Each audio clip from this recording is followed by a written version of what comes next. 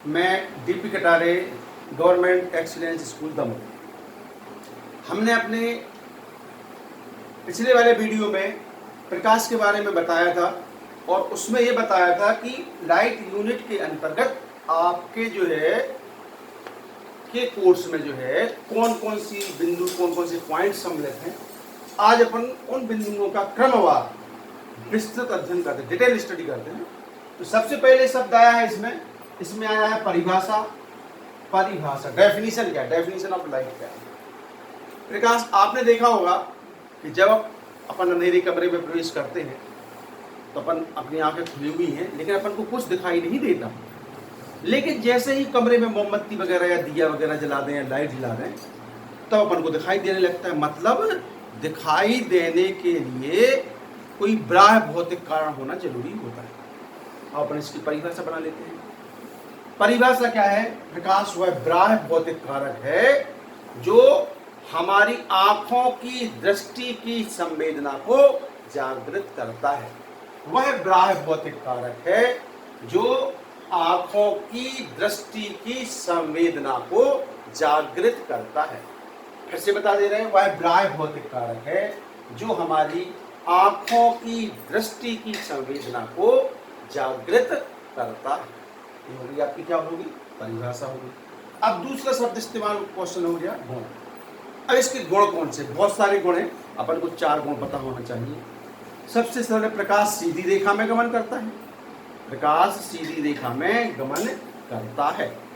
दूसरा पॉइंट हो जाएगा, इसके लिए किसी भी प्रकार के माध्यम की आवश्यकता नहीं होती। पहला कौन सा हो गया? सीधी रेखा में गमन करता है, इसके लिए किसी प्रकार के माध्यम की आवश्यकता नहीं पड़ती। इसके बाद में एक शब्द और आया है, इसका जो वेग होता है 3 × 10⁸ मीटर प्रति सेकंड प्रकाश का। कभी कभी ये ऑब्जेक्टों में पूछ लेते हैं, प्रकाश का वेग है, क्या हो जाएगा? 3 × 10⁸ मीटर प्रति सेकंड। 3 × 10⁸ मीटर प्रति सेकंड। पहला कौन सा बता दिया? सीधी रेखा में गमन करता है, इसके लिए कोई माध्यम की आवश्यकता नहीं होती। और इसका जो वेग होता है 3 × 10⁸ मीटर प्रति सेकंड होता है। 3 गुण हो गए। अब इसके बाद में अगला कौन सा हो जाएगा? इसका ये हो जाएगा कि प्रकाश किरणें एक दूसरे के मार्ग में बाधा उत्पन्न नहीं करती। चौथा होगा, प्रकाश की किरणें एक दूसरे की मार्ग में बाधा उत्पन्न नहीं करती। फिर से हम बता दे रहे हैं, परिभाषा क्या है?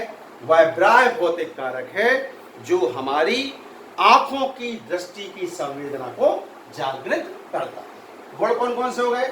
सीधी रेखा में गमन करता है, किसी माध्यम की आवश्यकता नहीं होती, और प्रकाश का जो वेग होता है 3 × 10⁸ मीटर प्रति सेकंड होता है। ठीक है कि नहीं? ये क्या हो गया अपना प्रकाश के गुण। ठीक, परीक्षा में 2 गुण आएंगे। अगला क्वेश्चन बनता है छाया, प्रच्छाया एवं उपछाया। छाया, प्रच्छाया एवं उपछाया। अब ये एक्चुअल अपन इसके याद करने का सबसे अच्छा तरीका है, अपन इसको क्रम को याद कर लें। छाया, प्रच्छाया एवं उपछाया, ये इसके आधार पर जो है अपन को जो डेफिनेशन है रटने की जरूरत, याद करने की जरूरत नहीं पड़ेगी। छाया, अब अपन इसके पहले अपन का एक शब्द और आता है अपारदर्शी वस्तु। अपारदर्शी वस्तु वो कहलाती है, जैसे लकड़ी वगैरह जो है, लोहा है जिसमें प्रकाश की किरणें पार नहीं कर पाती हैं, वो कहलाती हैं अपारदर्शी वस्तु। अब हम बना लेते हैं इसका क्या है, छाया क्या है? जब किसी प्रकाश स्रोत से है, प्रकाश स्रोत से जो है, यदि किसी प्रकाश स्रोत के सामने कोई अपारदर्शी वस्तु रख दी जाए, यदि किसी प्रकाश स्रोत मतलब जहां से प्रकाश निकल रहा है, प्रकाश स्रोत के सामने कोई अपारदर्शी वस्तु रख दी जाए तो वस्तु के सामने क्या हो जाएगा? अंधेरा छा जाता है। इसको बोलते हैं अपन कौन सा? छाया कहलाता है।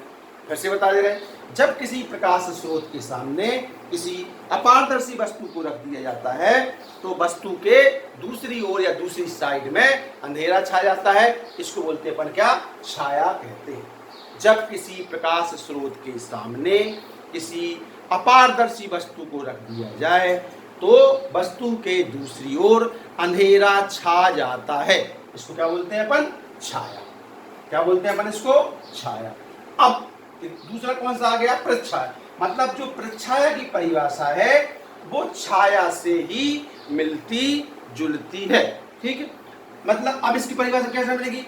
छाया के जिस भाग में प्रकाश स्रोत से जो है प्रकाश की किरणें बिल्कुल नहीं पहुंचती हैं तो वो क्या कहलाएगा? प्रच्छाया। मतलब छाया के जिस भाग से जो है प्रकाश की किरणें बिल्कुल भी नहीं पहुंचती हैं तो वो कहलाता है कौन सा? प्रच्छाया। अब आ गया कौन सा? उपछाया। इसमें क्या हो जाएगा? उपछाया में हो जाएगा कि प्रच्छाया के जिस भाग में प्रकाश की कुछ किरणें, आंशिक किरणें पहुंच जाती हैं तो वो कौन सी कहलाती है? उपछाया। फिर से हम बता दे रहे हैं, छाया क्या है? जब किसी प्रकाश स्रोत के सामने अपारदर्शी वस्तु को रख दिया जाता है तो वस्तु के सामने अंधेरा छा जाता है, इसको बोलते हैं अपन क्या? छाया। अब प्रच्छाया भी इसी से परिभाषा लिंक है।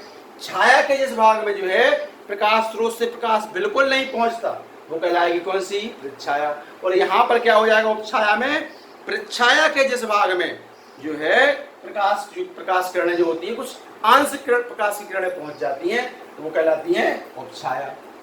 क्लियर हो गया? अब अपन आगे बढ़ते हैं। चंद्र ग्रहण और सूर्य ग्रहण। चंद्र ग्रहण और सूर्य ग्रहण के लिए इसमें कंफ्यूज नहीं होना, अधिकांश स्टूडेंट्स कंफ्यूज हो जाते हैं कि सूर्य ग्रहण क्या है, चंद्र ग्रहण। सबसे पहले याद रख लो अपन चंद्र ग्रहण। सबसे पहले क्या ध्यान रख लो? चंद्र ग्रहण। अपन ये ध्यान रख लो कि ये क्या हो गया? हाँ, ये क्या हो गया? सूर्य। और ये क्या हो गया? ये हो गया चंद्रमा। क्या हो गया? ये सूर्य और चंद्रमा, इसके बीच में आ गई पृथ्वी। ठीक, अब देखो सूर्य और चंद्रमा के बीच में क्या आ जाती है? पृथ्वी आ जाती है। तो इसके कारण जो है छाया के कारण जो है अपन को चंद्रमा जो है वो दिखाई नहीं देता तो वो क्या कहलाएगा? चंद्रमा। ऐसा याद रख लो अपन, सूर्य और चंद्रमा के बीच में पृथ्वी आ जाती है तो उसके कारण जो होता है चंद्रमा पर जो है छाया, पृथ्वी की क्या होने लगती है? पृथ्वी की छाया चंद्रमा पर पड़ने लगती है जिससे चंद्रमा जो है दिखाई नहीं देता तो ये क्या कहलाएगा? चंद्रमा। ठीक, पृथ्वी की जो छाया है चंद्रमा पर पड़ने लगती है और जो होता है उस पृथ्वी पर पड़ने लगती, चंद्रमा की छाया पड़ने लगती है और इसके कारण जो है वो दिखाई नहीं देता। अगला कौन सा आ गया? सूर्य ग्रहण। इसका वो उल्टा हो जाएगा। सूर्य और पृथ्वी के बीच में क्या आ जाता है? चंद्रमा। सूर्य और पृथ्वी के बीच में क्या आ जाता है? चंद्रमा। कौन सी कंडीशन बनती है? सूर्य ग्रहण की। चंद्र ग्रहण कब होता है? पूर्ण जिसको बोलते हैं पूर्णमासी को होता है। और सूर्य ग्रहण कब पड़ता है? अमावस्या को पड़ता है। खालिस्तान में भी पूछ सकते हैं चंद्र ग्रहण कब पड़ता है, सूर्य ग्रहण कब पड़ता है। फिर से हम एक बार फिर से रिपीट कर दे रहे, सूर्य ग्रहण कब पड़ता है? अमावस्या को। सूर्य और पृथ्वी के बीच में क्या आ जाता है? चंद्रमा आ जाता है। चंद्र ग्रहण में सूर्य और चंद्रमा के बीच में पृथ्वी आ गई। छाया क्या है? जब किसी प्रकाश स्रोत के सामने जो है प्रकाश की जो किरणें होती हैं निकलती हैं और वो जो है अपारदर्शी वस्तु के सामने अंधेरा छा जाता है वस्तु के दूसरी ओर, छाया कहलाएगा। प्रच्छाया इसी से लगा हुआ है। उपछाया भी क्या होता है? इसी से लगा, बिल्कुल भी प्रकाश की किरण नहीं पहुंचेगी छाया में, प्रच्छाया। उपछाया मतलब प्रच्छाया में आंशिक भाग जो है बिल्कुल भी नहीं, कुछ भाग इसमें बिल्कुल नहीं पहुंचती, यहाँ कुछ पहुंच जाती हैं। गुण पता ही है, बिल्कुल सरल है और परिभाषा पर को पता ही है। वह ग्राह्य भौतिक कारक है जो हमारी आंखों की दृष्टि की संवेदना को जागृत करता है। गुण पता ही है, सीधी रेखा में गमन करता है, किसी माध्यम की आवश्यकता नहीं होती है, प्रकाश का वेग हो जाएगा। तो इस प्रकार से जो है इतना अपन ने पढ़ लिया। कौन कौन से पॉइंट पढ़े? परिभाषा, गुण, छाया, चंद्रग्रहण और सूर्य ग्रहण। 2 नंबर का आना है, पूछिए चंद्रग्रहण क्या है, सूर्य ग्रहण क्या है। इस प्रकार से जो है क्वेश्चंस पूछ सकते हैं। ओके, कल अपन दूसरी यूनिट्स का अध्ययन करते हैं। Thank you. Okay, bye.